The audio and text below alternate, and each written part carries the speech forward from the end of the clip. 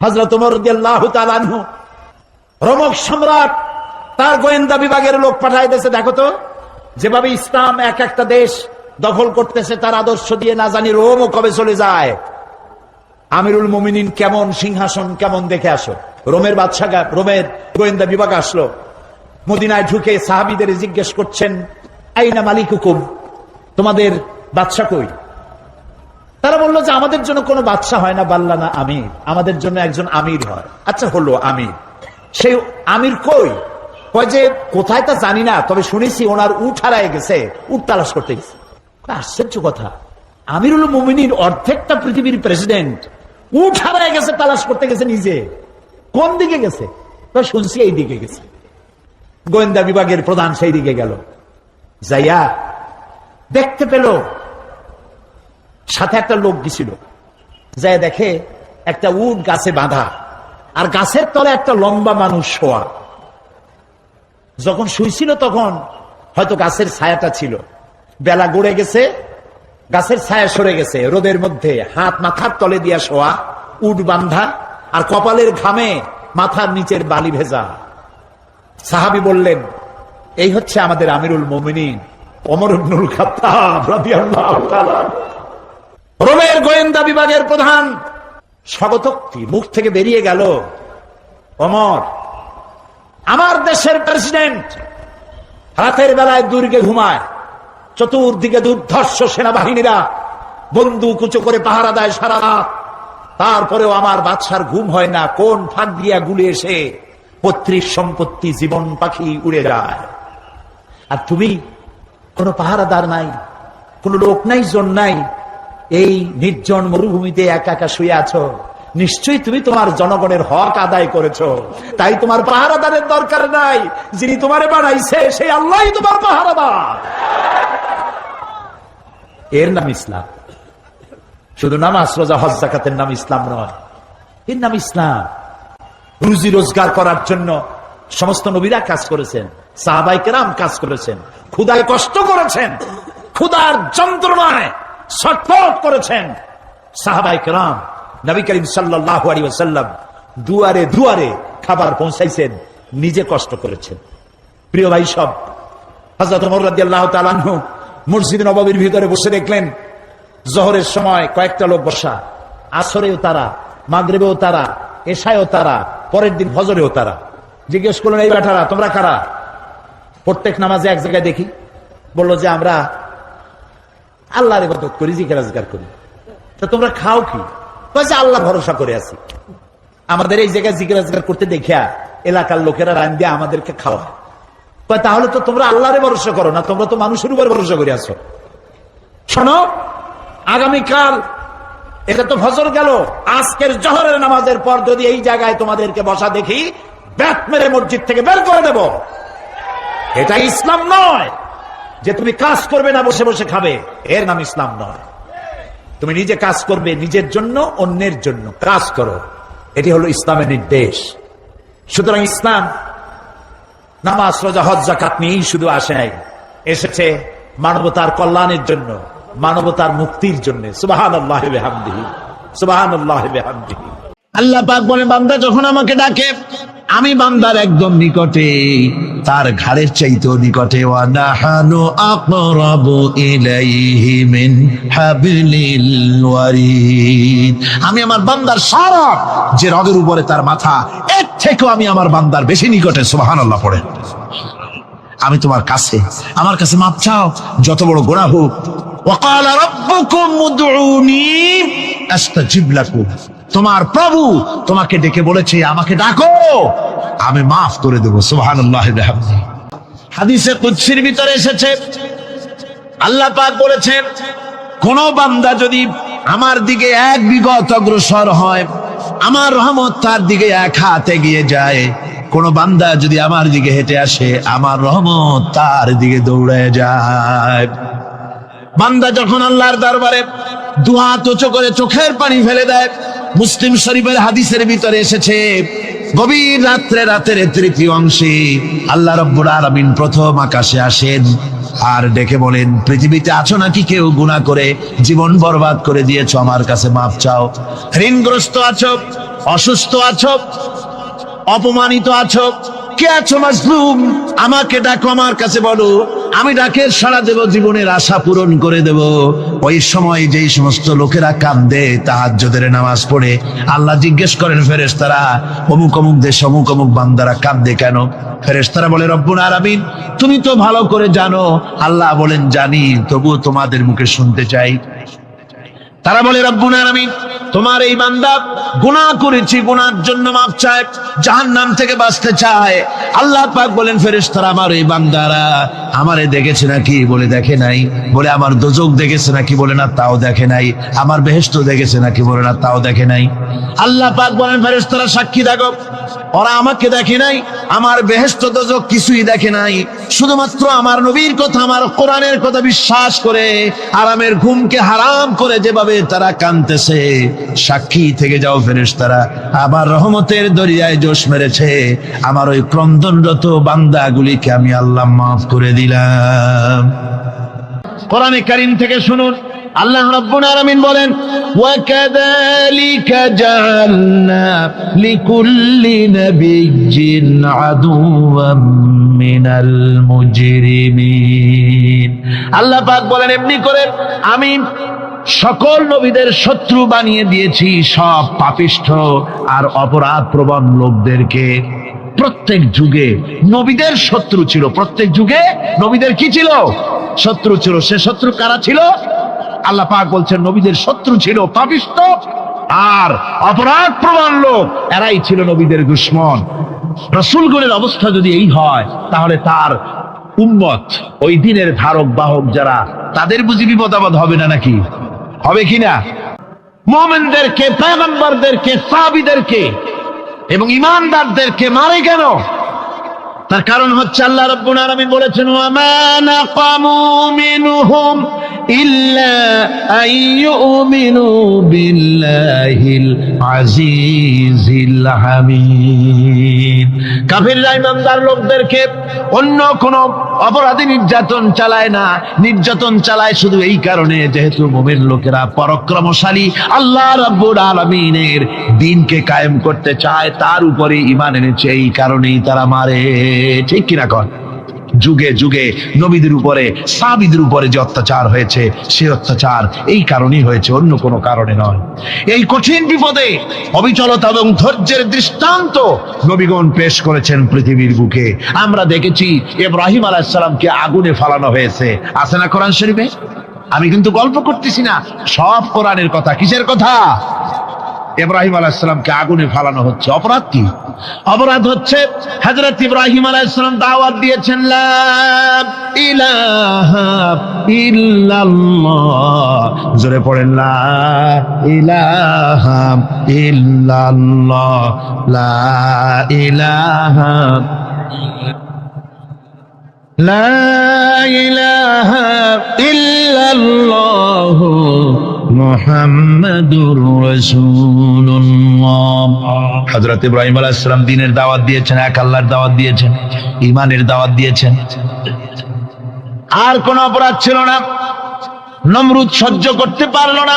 কোরআনে কারীমের মধ্যে সব কথাগুলি আল্লাহ পাক এই জন্য বিধৃত করেছেন, এই জন্য কোরআনে কারীমের মধ্যে সব কথা উঠায় দিয়েছেন, যাতে করে মুমিনেরা বিপদ আসলে পরে যেন ঘাবড়ে না যায়। ইব্রাহিম আলাইহিস সালামকে আগুনে ফালানো হচ্ছে। ফেরেশতা বলছে, ইব্রাহিম তোমারে আগুনে ফালায় দাও, হতেছে আমার কাছে সাহায্য চাও, আমার কাছে ক্ষমতা আছে, আগুনগুলো উঠাইয়া নমরুদের বংশ জ্বালায় দেব। হযরত ইব্রাহিম ফেরেশতার কাছে সাহায্য চাইছিলেন নাকি? তিনি বললেন, ফেরেশতা তোমার কাছে সাহায্য কেন চাইব? আমি তো এমন কোন অন্ধ আল্লাহর ইবাদত করি না যেই অন্ধ স্রষ্টা তার গোলামের দুঃখ দুর্দশা না দেখেন। আমি তোমার কাছে সাহায্য চাইব না। হযরত ইব্রাহিম আলাইহিস সালাম পাশ করলেন। কি বলেন, পাশ করছেন না? ঈমানের পরীক্ষায় পাশ। আগুনের মধ্যে হযরত ইব্রাহিমকে যখন ফেলানো হচ্ছে, রব্বুল আলামিন আগুনের প্রতি নোটিশ করে দিলেন, ইয়া নারু কুনি বারদাও ওয়া সালামান আলা ইব্রাহিম। আগুন আমার ইব্রাহিমের জন্য শান্তিদায়ক, ঠান্ডা হয়ে যা। এখন কি আর আগুনের বাপের ক্ষমতা আছে ইব্রাহিমরে পোড়ানো? আর ক্ষমতা নাই। আমার বন্ধুগণ, ইব্রাহিম আগুনের ভিতরে আরামে বসা আছেন, আর ওদিকে নমরুদ বসে বসে দেখতেছে দূর থেকে। ইব্রাহিম তো জ্বলে না, গায়ের মধ্যে আগুন জ্বলে গেল। ডাক দিয়া কয়, আগুন তোর হলো কি? কেন জ্বালাইতে পারিস না আমার দুশ্মন রে? হলোটা কি তোর? তোর কি জ্বালানো শক্তি বন্ধ হয়ে গেল নাকি? আগুনের ভিতর থেকে জবাব এলো, নমরুদ রে, আমার ভিতরে জ্বালানো শক্তি আছে কি নাই যদি প্রমাণ করতে চাও, টেস্ট করতে চাও, তুই নিজে আয়, তোরে শুদ্ধ তামাম দুনিয়া জ্বালাই দিতে পারি, ইব্রাহিমের এক গাছা পশমও জ্বালাই দিতে পারি না। তার কারণ হচ্ছে আমি হচ্ছি মাখলুক, আল্লাহ হচ্ছেন খালিক। আল্লাহ আমাকে বলেছেন না জ্বালাতে, তুমি 1000 বার বললেও আমি ইব্রাহিমকে জ্বালাইতে পারবো না। কোরআনে কারিমে ঘটনা বলে মুমিনদেরকে সাহস দেওয়া হচ্ছে, মুমিনেরা দ্বীনের কাজ করতে গিয়ে বিপদ আবাজ আসবে, ইমানের দাবি হলো বিপদ আসবে, আর বিপদ আসলে ঘাবড়ায় যেও না, মুসিবতে পড়ে চিন্তায় পেরেশানে হয়রান হয়ে যেও না। বিশ্বকবি আল্লামা ইকবাল কি সুন্দর করে বলেছেন, আজ ভি হো জু ইব্রাহিম কা ইমা पैदा आग कर सकती है एक अंदाज गुलिस्तां पैदा। ইব্রাহিমের ইমান যদি আজিও কোথাও হয় বিদ্যমান, করতে পারেন অগ্নিকুণ্ডে খুবসুরত এক গুলিস্তান। আজও যদি আগুনের ভিতরে কোন নমরুদ কোন ইব্রাহিমকে যদি ফেলে দেয়, আল্লাহ রাব্বুল আলামিন আজও আগুনকে ফুলের বাগান বানায়া দিবেন। সুবহানাল্লাহ। ভয় পাওয়ার কারণ নাই, চিন্তা করার কোনো কারণ নাই। আমার বন্ধুগণ, হযরতে হুদ আলাইহিস সালামকে যখন সমাজের লোকেরা, রাষ্ট্রের লোকেরা ঘিরে ফেলে দিল, সমাজ শক্তি, রাষ্ট্র শক্তি যখন তাকে ঘিরে ফেলে দিল, ষড়যন্ত্রের পাহাড় তুলে দিল, তারে মেরে ফেলে দিবে, হযরত হুদ দেশ থেকে তা পালায় গেলেন না, ভয় পেলেন না। হযরতে হুদ আলাইহিস সালাম বললেন, কোরআনে কারিমে হযরত হুদের কথা কোট করা হলো, ফাকিদুনি জামিআন সুম্মা লা তুনজিরুন। সম্মিলিতভাবে ষড়যন্ত্র করো আমার বিরুদ্ধে, সবাই মিলে ষড়যন্ত্র করো, সুম্মা লা তুনজিরুন, আর আমাকে এতটুকু অবকাশ তোমরা দিও না। ইন্নী তাওয়াক্কালতু আলাল্লাহি রাব্বি ওয়া রাব্বিকুম, আমি ভরসা করেছি সেই আল্লাহর উপরে যার কুদরতি হাতের ভেতরে, যিনি আমাদের রব তোমাদেরও রব, আর যার কুদরতি হাতের ভিতরে তামাম পৃথিবীর জানগুলি যার হাতে, সে আল্লাহর উপরে ভরসা করেছি। ষড়যন্ত্র যদ্দূর আছে করতে থাকো, আমি ষড়যন্ত্র পরোয়া করি না। সুবহানাল্লাহ। যে ব্যক্তি বিদ্রোহ করেছে এবং দুনিয়ার জীবনকে অগ্রাধিকার দিয়েছে, তার জায়গা হচ্ছে জাহান্নাম। জোরে বলেন নাউজুবিল্লাহ। যে ব্যক্তি আল্লাহর সঙ্গে বিদ্রোহ করেছে আর পরকালের জন্য পাথর জোগাড় করে নাই, দুনিয়াকে অগ্রাধিকার দিল, পরকালকে ভুলে গেল, তার জায়গা হলো জাহান্নাম। ওয়া আম্মা মান খাফা মাকামা রাব্বিহি ওয়া নাহান নাফসা আনিল হাওয়া ফাইন্নাল জান্নাতা হিয়াল মাওয়া। আর যে ব্যক্তি আপন প্রভুর সামনে উপস্থিত হকে ভয় করেছে এবং আপন প্রবৃত্তিকে লালসা মুক্ত করেছে, লালসার হাত থেকে রক্ষা করেছে, আল্লাহ রাব্বুল আলামিন কিয়ামতের দিন তার জন্য রেখে দিয়েছেন জান্নাত। তার জন্য কোন জায়গা? জান্নাত। আমাদেরকে পরকাল ভিত্তিক জীবন যাপন যদি করি, তাহলে কবরের জবাবগুলি খুব আসান হবে। আর যদি পরকাল ভিত্তিক জীবন যাপন না হয়, কবরটা মুসিবত হয়ে যাবে। হযরত ওসমান রাদিয়াল্লাহু তাআলা আনহু কবরের কাছে গিয়ে খুব কাঁদতেন। সাহাবায়ে কেরাম প্রশ্ন করেছেন, হুজুর, রাসূল করিম সাল্লাল্লাহু আলাইহি ওয়াসাল্লাম যখন জান্নাত ও জাহান্নামের ওয়াজ করেন, কখনো তো এত বেশি আপনি কাঁদেন না, যত বেশি কাঁদেন কবরের কাছে এসে, কারণ কি? হযরত ওসমান রাদিয়াল্লাহু তাআলা আনহু বলতেন, আমার সাথীরা, আমি আমার হাবিবের কাছে, আল্লাহ রাব্বুল আলামিনের রাসূলের কাছে আমি শুনেছি, এই কবরটাই হলো প্রথম স্টেশন, এই কবরটাই হলো প্রথম ইমিগ্রেশন কাউন্টার। এই জায়গায় যদি কেউ ধরা পড়ে যায়, কারো যদি চার্জশিট হয়ে যায়, সব জায়গায় ধরা পড়ে যাবে, হাসরে মিজানে সিরাতে কোনো জায়গায় নাজাত পাবে না। আর এই কবরটা যদি কেউ মুক্তি পেয়ে যায়, মিজান সিরাত হাসর সব জায়গা থেকে আল্লাহ তারে ভালোভাবে পার করে দিবেন।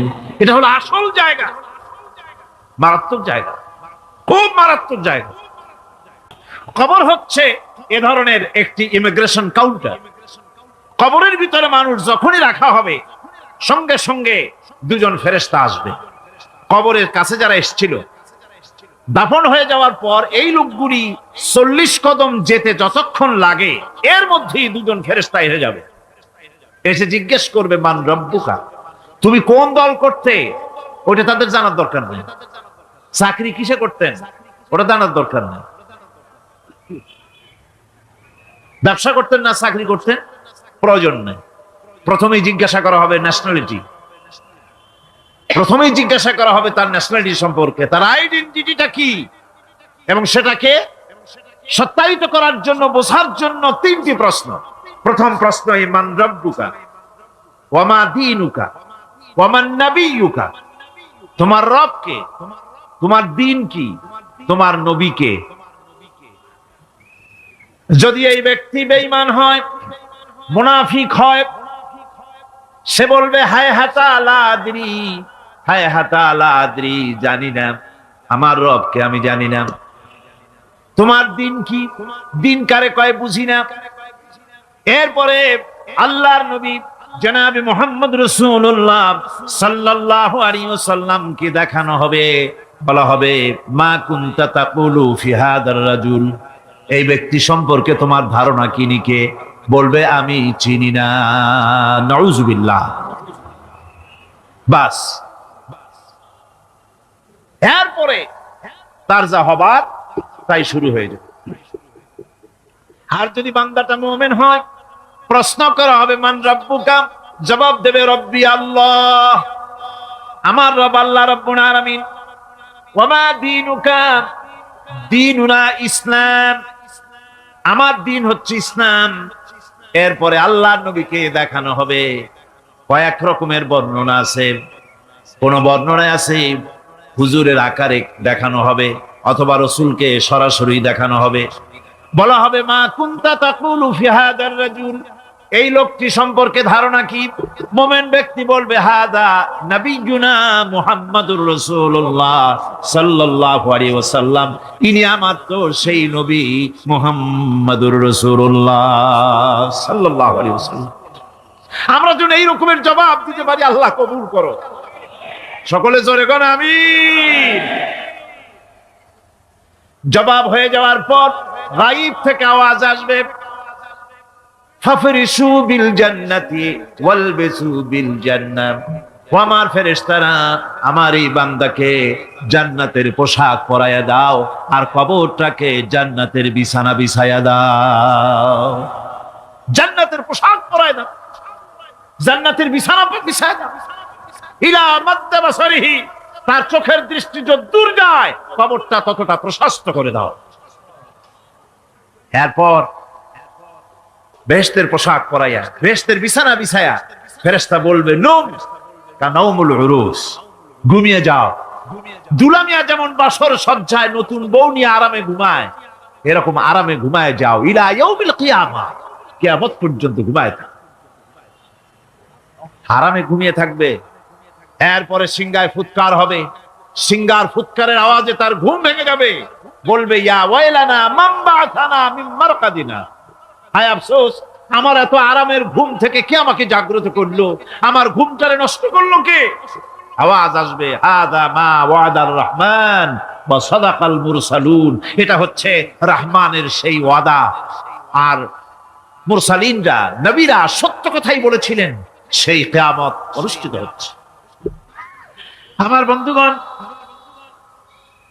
সেজন্য এই দুনিয়ার মোহে পড়ে থাকলে পরে দুনিয়ায় যারা অগ্রাধিকার দিবে দুনিয়াকে পরকালের তুলনায়, জবাব দিতে পারবে না কবরের ভিতরে গিয়া। আর যারা পরকালকে অগ্রাধিকার দিবে, দুনিয়ার চাইতে পরকালকে বেশি অগ্রাধিকার দেবে, আর আল্লাহর ভয় কলিজার ভিতরে রাখবে, কবরের জবাব সঠিকভাবে দিতে পারবে, কিয়ামতের দিন আল্লাহ রাব্বুল আলামিন তাদের জন্য জান্নাত দান করবেন। জোরে বলেন আমিন। দুনিয়াটা হচ্ছে দুনিয়া যেখানে আমরা আছি। আমি আগেই বলেছি দুনিয়া হচ্ছে আদনা শব্দ থেকে এর উৎপত্তি হয়েছে। তুচ্ছ, নিকৃষ্ট, এটার দাম নাই, এটার মূল্য নাই। তবুও দুনিয়ার মায়া মানুষের এত বেশি। আল্লাহর নবী বলেন, লাউ কানা লি ইবনি আদামা ওয়াদিন মিন যাহাবিন লাহাব্বা ইয়াকুনা লাহু সানিন। এই পৃথিবীতে যদি কাউকে একটা মাঠ ভরে যদি সোনা দেওয়া যায়, লোকটা বলবে রব্বুল আলামিন, আমি যদি আরেকটা মাঠ এরকম সোনা ভরা পেতাম। দ্বিতীয় আরেকটা মাঠ দেওয়া হলে আবার বলবে যদি তৃতীয় আরেকটা মাঠ সোনা ভরে যদি পেতাম। নবীজি বলেন, ওয়ালা ইয়ামলাউ জাওফু ইবনু আদামা ইল্লা তুরাব। মানুষের পেট 3.5 হাত মাটি ছাড়া, কবরের মাটি ছাড়া মানুষের পেট ভরবে না। আরো চাই, আরো চাই, চাওয়ার কোনো শেষ নাই। মানুষ এভাবে করে দুনিয়ার মহব্বতে এমনি পাগল হয়ে যায়, শুধু দুনিয়ার মহব্বত, পরকালকে বেমালুম ভুলে যায়। আমি কিন্তু এই কথা বুঝাতে চাই নাই যে পরকালের মহব্বতে, পরকালের ভয়তে বা পরকালের জন্য দুনিয়া আপনি বাজার ঘাট, বেচা কিনা, ব্যবসা বাণিজ্য সবকিছু ভুলে যান না, তা নয়। ভুল বোঝার কোনো কারণ নাই। পরকালকে অগ্রাধিকার দিতে হবে, মানে দুনিয়াটা চিরস্থায়ী জায়গা নয়। চিরস্থায়ী হচ্ছে কোনটা? আখিরাত। চিল্লা এখন কোনটা? সুতরাং এখানে যা করতে হবে, আখিরাতে জবাবদিহিমূলক জীবন যাপন করতে হবে। আপনি ব্যবসা করবেন, ওজনে কম দিতে পারবেন না। আপনি খাদ্যে ভেজাল দিতে পারবেন না, চুরি করতে পারবেন না, ডাকাতি করতে পারবেন না, জেনা করতে পারবেন না, বদমাশি করতে পারবেন না, মদ খেতে পারবেন না, সন্ত্রাসী হতে পারবেন না, হাইজাকার হতে পারবেন না, চাঁদাবাজ হতে পারবেন না, মুনাফাখোর হতে পারবেন না, আপনি চোরা কারবারি হতে পারবেন না, ঘুষখোর হতে পারবেন না, সুদখোর হতে পারবেন না। এই সব কাজ পরকালকে বিশ্বাস করলেই এ সমস্ত কাজ থেকে মানুষ বিরত থাকতে পারে। কথা ঠিক কিনা? এটাই হচ্ছে। সুতরাং এই পৃথিবী থাকবে না। এটা কি চিরকাল থাকবে? না, এর একটা পরিসমাপ্তি ঘটবে। যেমন করে সারা বছর লেখাপড়া করার পর কলেজে, বিশ্ববিদ্যালয়, মাদ্রাসায়, হাই স্কুলে, সব জায়গায় সারা বছর লেখাপড়া করার পর যেমন পরীক্ষা দেওয়ার একটা দিন আসে, সারা বছর ব্যবসা করার পর হিসাব নিকাশ করার যেমন একটা সময় আসে, সারা মাস চাকরি করার পর বেতন পাওয়ার যেমন একটা দিন আসে, সারা জীবন চাকরি করার পর পেনশন পাওয়ার যেমন একটা সময় আসে, অনুরূপ ভাবে এই দুনিয়া যেদিন শেষ হয়ে যাবে, আল্লাহ নির্ধারিত সময় শেষ হয়ে যাওয়ার পর একটা সময় আসবে যখন আল্লাহ রব্বুল আলামিন সব শেষ করে দিবেন। লন্ড ভন্ড হয়ে যাবে, কিছুই থাকবে না। কোরআনে কারিমে আল্লাহ সব বলেছেন, কোরআনে সব আল্লাহ বলে দিয়েছেন।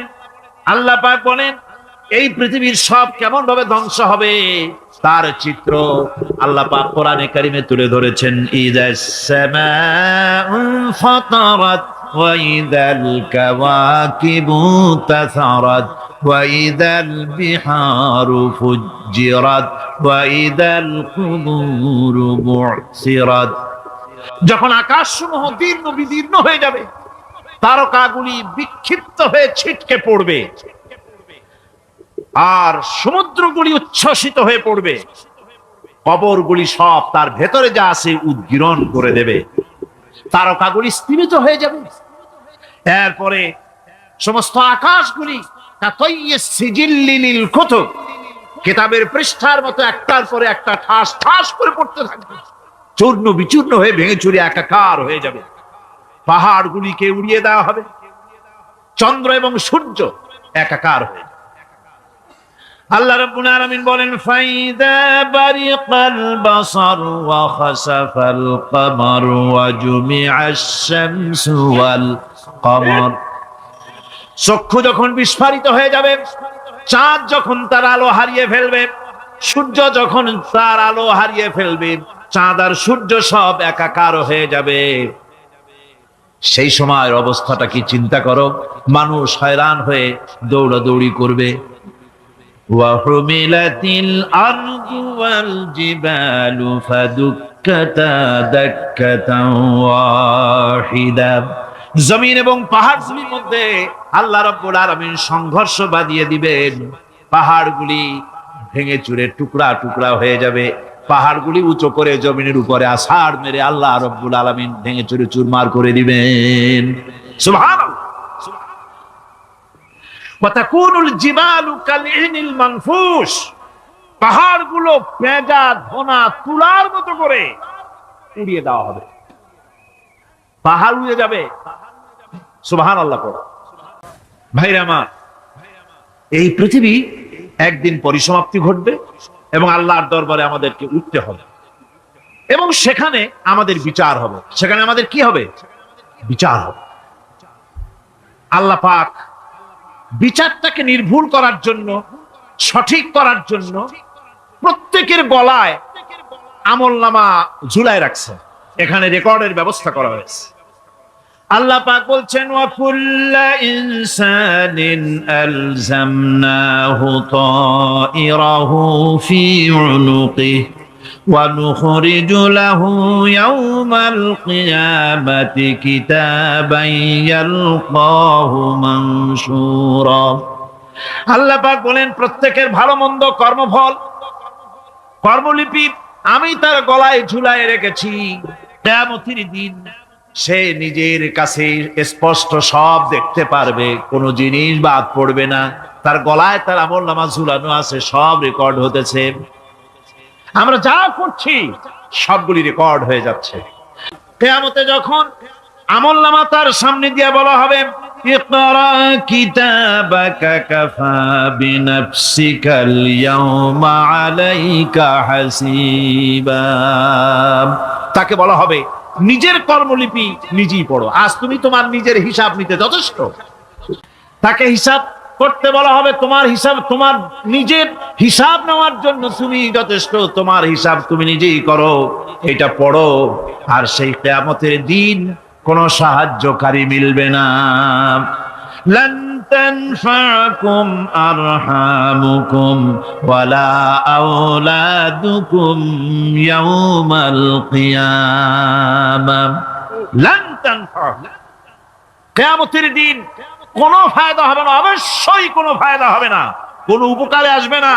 কিয়ামতের দিন তোমার সন্তান, তোমার স্ত্রী, তোমার মাল, তোমার সম্পদ কোন উপকারে আসবে না। কিয়ামতের ময়দানে সেদিন সব তোমার সাথে বিচ্ছেদ করবে, সব পালায় যাবে। সেখানে উৎকোষেরও কোনো কারবার নাই যে ঘুষ টুস দিয়া, ফেরেশতাদের কোন রকম বুঝবাজ দিয়া, আলাদা কোনো চোরাগলি পথ দিয়া একেবারে ফুট করে ভেস্তে চলে যাবেন, এমন কোনো সুযোগ নাই।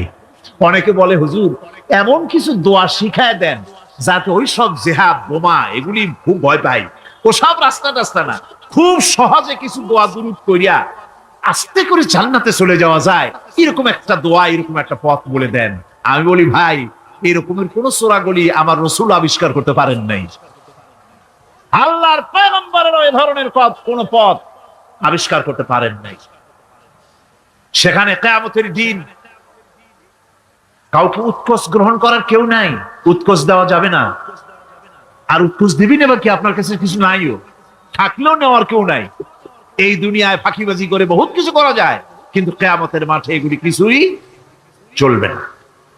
আল-ইয়াওমা লা ইয়ানফাউ মালুন ওয়ালা বানুন, কিয়ামতের দিন ধন, সন্তান, সন্ততি আর সম্পদ কোনো কাজে লাগবে না। সেদিন শুধু আমল, আমল যদি ভালো হয় কাজে লাগবে, আমল খারাপ হবে সব শেষ হয়ে যাবে।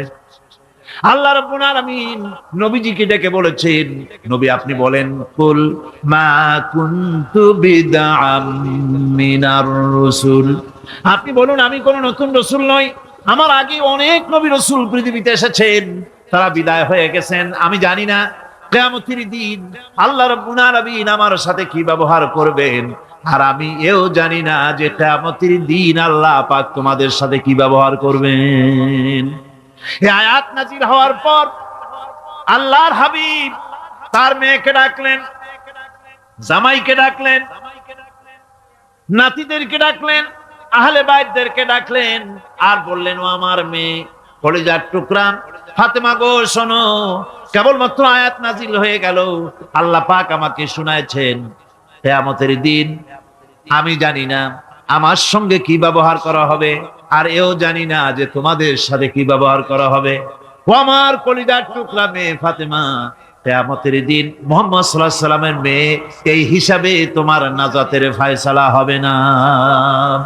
ও আমার কলিজার টুকরা নাতি হাসান আর হোসেন, কিয়ামতের দিন মুহাম্মদ সাল্লাল্লাহু আলাইহি সাল্লামের নাতি হিসাবে ফয়সালা হবে না।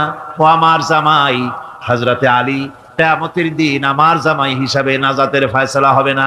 আমল যদি ভালো হয় ফয়সালা ভালো হবে, জান্নাতে চলে যাবে। আমল যদি খারাপ হয় কার নাতি কার জামাই দেখা হবে না।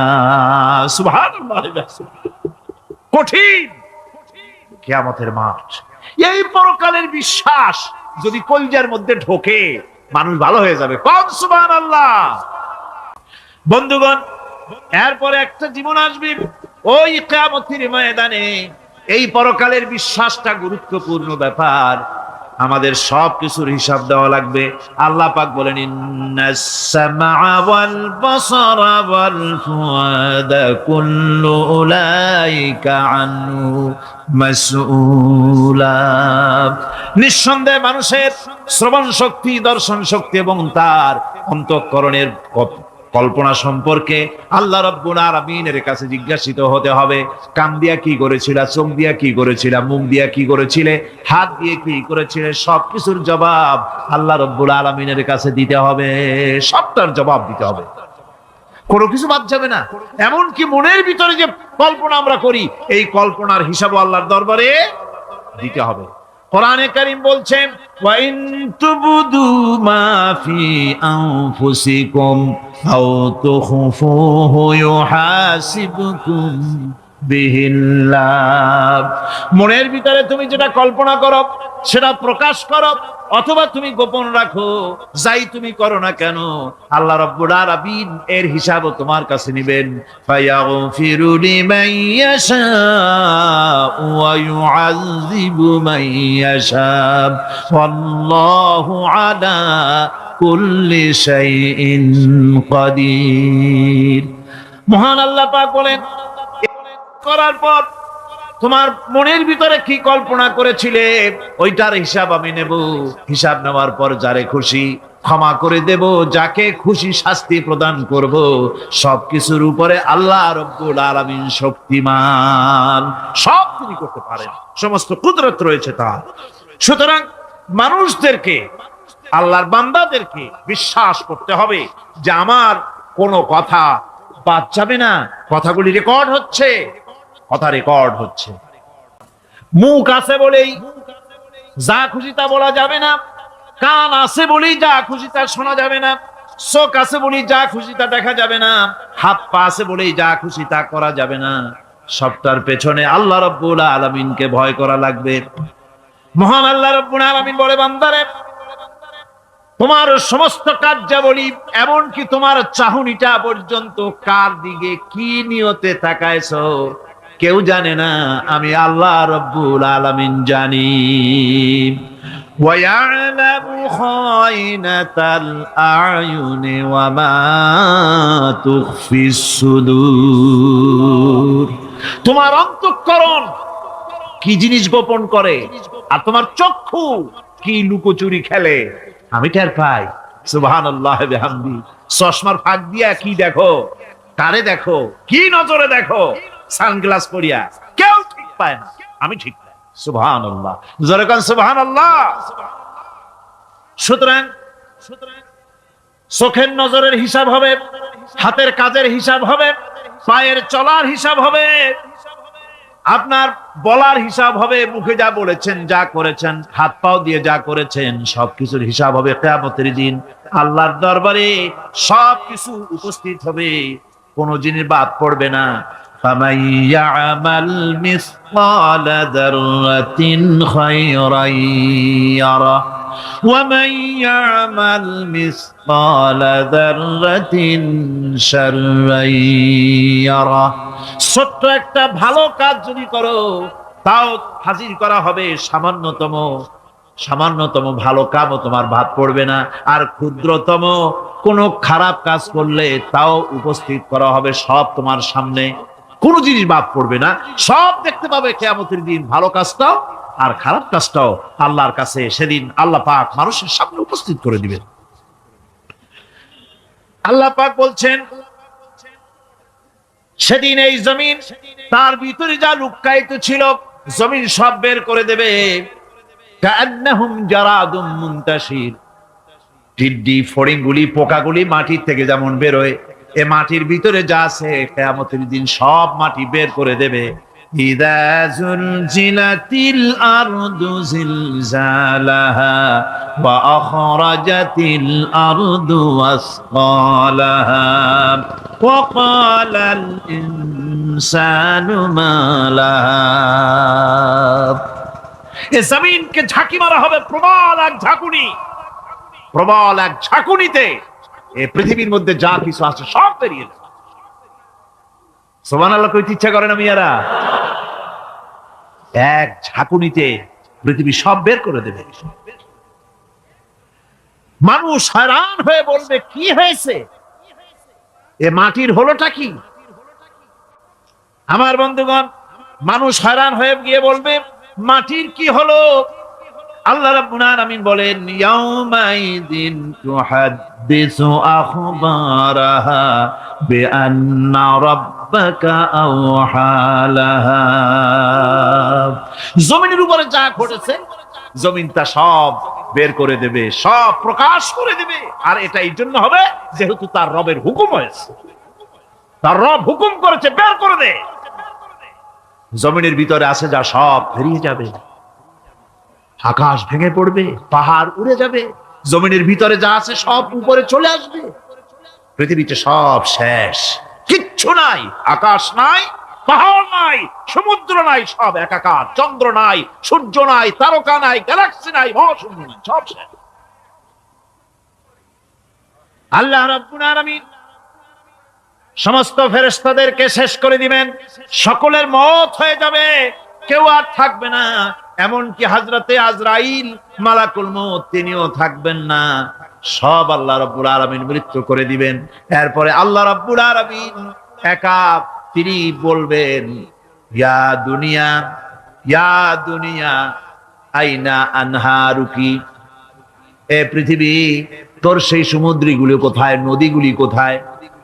ইয়া দুনিয়া আইনা আশজারুকি, হে দুনিয়া তোমার গাছগুলি কোথায়, এত বন বনানি এত গাছ ছিল। ইয়া দুনিয়া আইনা জিবালুকি, হে পৃথিবী তোর জমিনে যত পাহাড় ছিল পাহাড়গুলি কই? যত স্বৈরাচার ছিল জমিনের উপরে, যারা স্বৈরাচারী মনোবৃত্তি নিয়ে মানুষ ধ্বংস করেছে, দেশ ধ্বংস করেছে, মায়ের বুক খালি করেছে, ওই স্বৈরাচারগুলি কই? কোনো জবাব নাই। আল্লাহ পাকের পরে বলবেন, লিমানিল মুলকুল ইয়াউম, কার রাজত্ব আজকে? রাজত্বটা কার?